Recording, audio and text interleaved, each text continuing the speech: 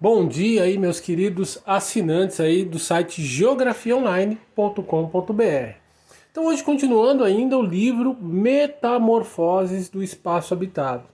No áudio anterior, se você não ouviu, volta lá na playlist lá que você vai achar esse áudio aí. Nós falamos sobre a importância de se ater à palavra metamorfoses para entender o livro do professor Milton Santos, já que ele se chama Metamorfoses do Espaço Habitado.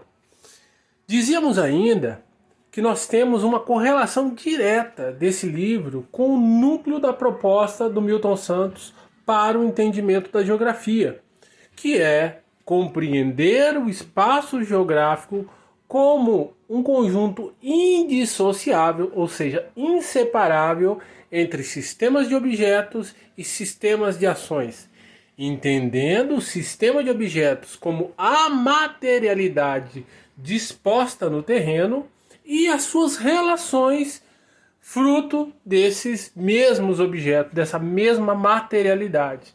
Então nós temos uma casa, por exemplo, que nós podemos sim chamar de objeto técnico, e nós temos uma predisposição dos seus ambientes, quarto, sala, cozinha.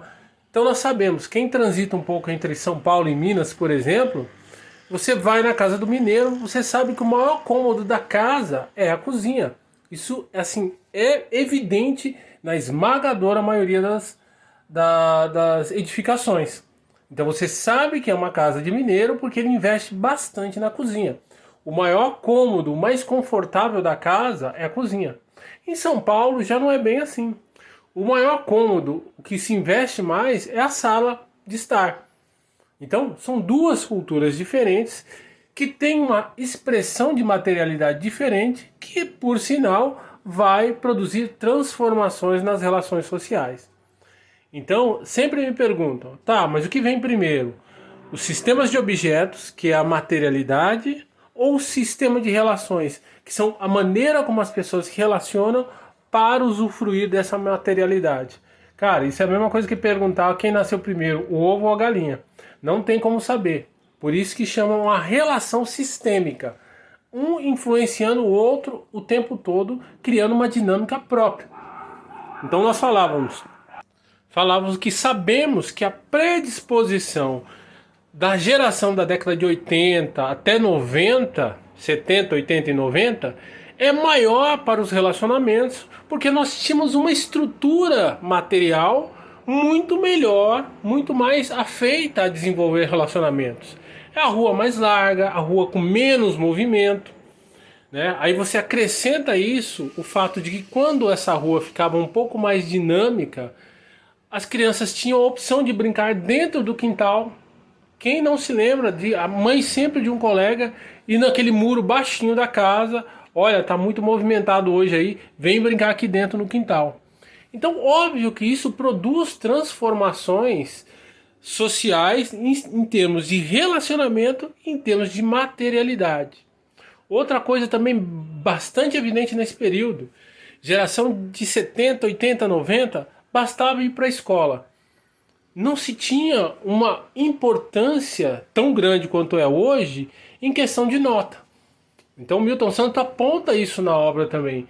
A questão da competitividade, que antes era uma ideologia exclusiva aos adultos e às grandes corporações, e passou a ser levada para todos os âmbitos da vida social, inclusive, e hoje, predominantemente para as escolas.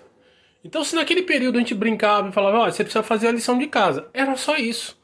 Não tinha essa questão da competitividade como se tem hoje. Hoje não. Você tem que fazer a lição de casa e ser o melhor da escola. Tirar as melhores notas, e os colégios ficam ranqueando isso, porque você tem um vestibular para prestar, você tem que ser bem sucedido, você tem que comprar seu carro até X tempo, ter sua independência financeira até X tempo.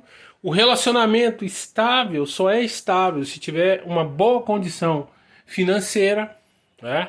Então tem todo um conjunto de ideologias que eram próprias da vida adulta e do sistema corporativo que foram sendo capilarizadas por toda a sociedade. Então isso gera uma competitividade maior. Então a criança, ela tende a entrar na brincadeira, né? Porque criança geralmente é assim, ela acha que é um jogo e ela se torna competitiva, e os pais ali na torcida organizada, né, fazem o seu trabalho também, imbuídos de uma ideologia que muitos não têm consciência, e aí você estoura a infância da criança. E isso não e aí que vem a citação que nós vamos trabalhar no próximo capítulo, não é exclusivo do Brasil. Então você tem um fenômeno muito interessante na Coreia do Sul, por exemplo. Um dos melhores e mais estruturados sistemas de educação do mundo. Extremamente competitivo, começa desde cedo, uma educação completa que abrange saúde, abrange questões relativas a finanças, a própria educação em si, línguas, o que se quiser tem lá. Mas esses adultos, essas crianças que foram expostas a esse conjunto de ferramentas, né? A gente fala ferramentas, mas ferramenta pode ser para tortura também, né?